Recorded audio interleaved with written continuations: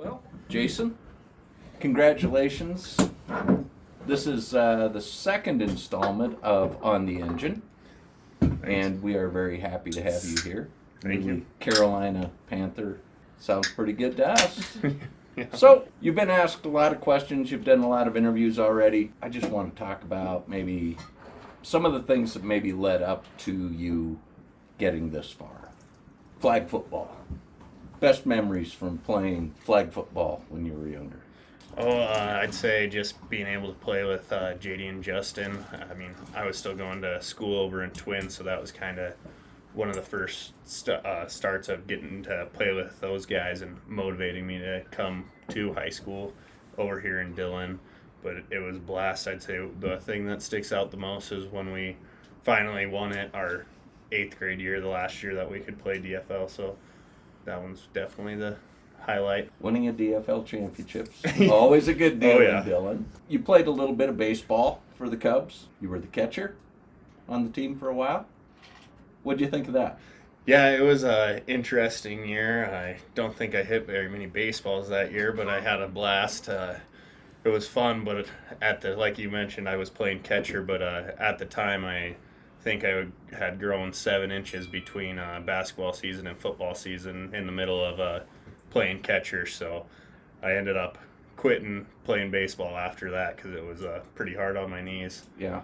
Going on into high school, you didn't move because I passed you a lot.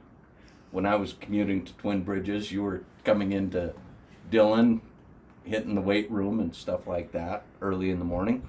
So you came to play football, commuted from Twin Bridges. You played a lot of basketball too, and you actually played with your cousins for several years on a travel basketball team. And Yeah, I was able to, I mean, like you said, growing up, I think we started that team in 4th grade, and I would catch a ride from one of the teachers that lived in Dillon and taught in Twin, and I'd catch a ride over to Dillon with them so I could practice on the traveling team, and then my parents would come pick me up, and it was like that several days a week, and all the way till, I mean, I was in 8th grade. We did that every I guess winter, and then when I got to high school, it was always something that I planned on doing. Was when I got to high school, I would go to Dillon and be able to be with my cousins. And then kind of got more as it got closer. I wanted to also play 11-man football and get to play under Coach T. good. What advice would you give to high schoolers or junior high kids that are interested in moving on? I'd say don't give up on your dreams because it was something that I just always dreamed of, and I'd say that there was several times that I probably lost the hope of it happening that I'd get a shot to play in the NFL. I mean, I had ankle surgery right before I had came to Dillon, so I was really slow and didn't get many opportunities my freshman year, and then I didn't make varsity my sophomore year, and just stuff like that. And you just got to be able to overcome it all, and then not getting a shot to play D1 and having to go NAI. That's another, you kind of lose faith in the dream, and then finally it kind of stuck out to me, and it showed all the hard work of getting through those maybe bad times in high school and tough times in college. It really paid off working my butt off to get through it all.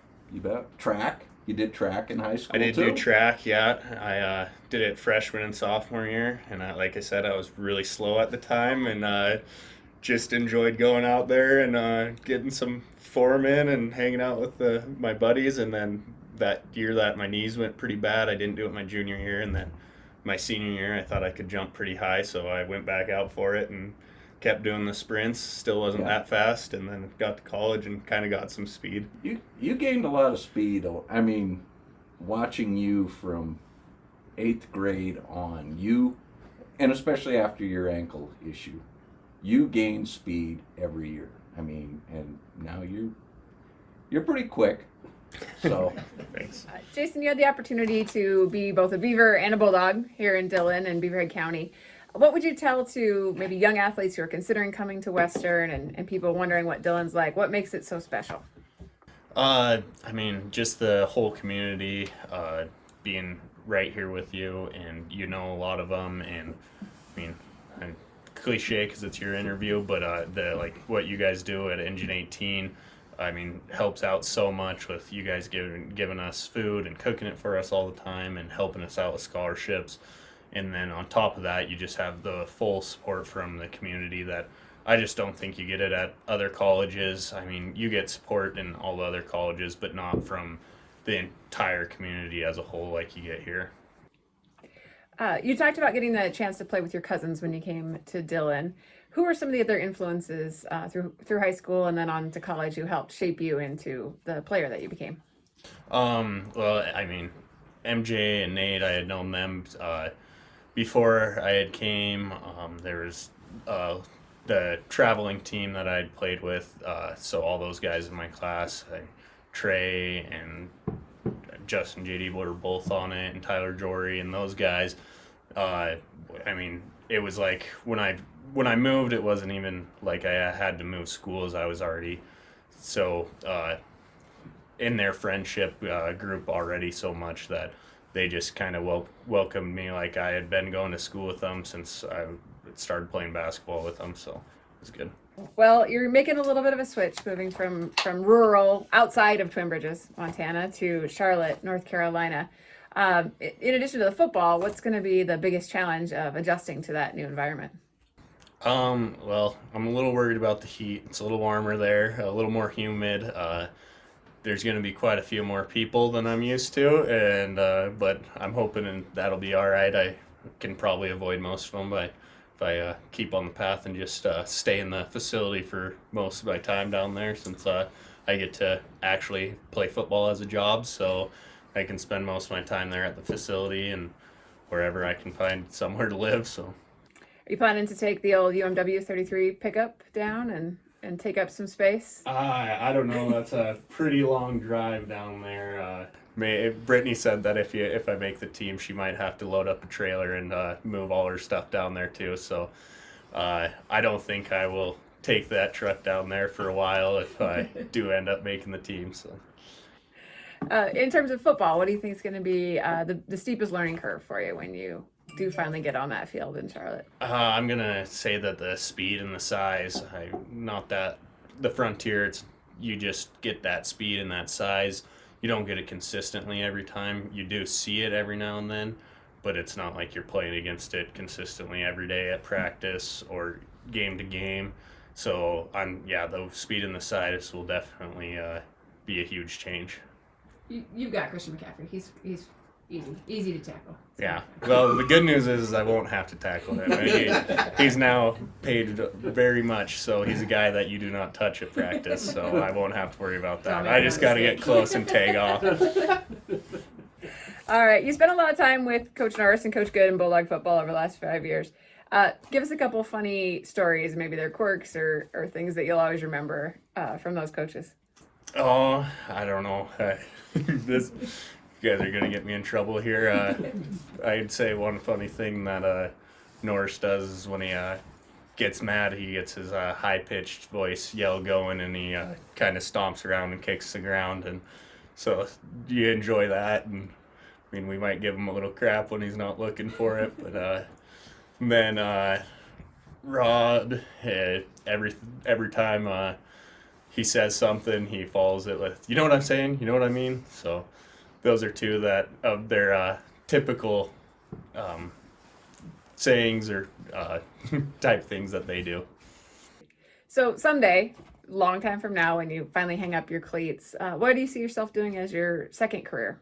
Where do you want to live when you go settle back down? I definitely want to come back to Dillon someday.